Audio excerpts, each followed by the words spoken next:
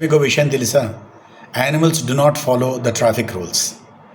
అలాగే కేవలం పశువులు మాత్రమే vote వేయలేవు.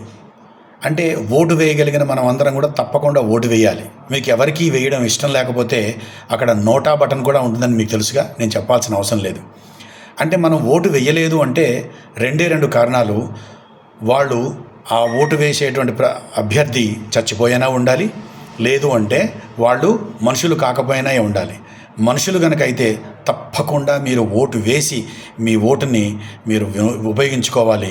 Do franchise your vote and do not sit at home, and that is totally a big sin as per me.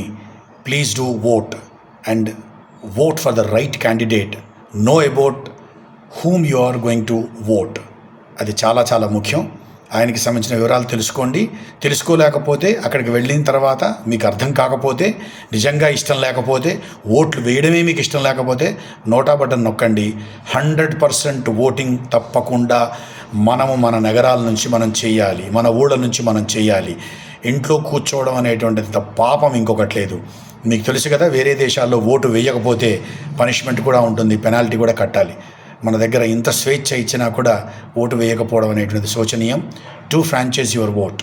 We need 100% polling. All the very best.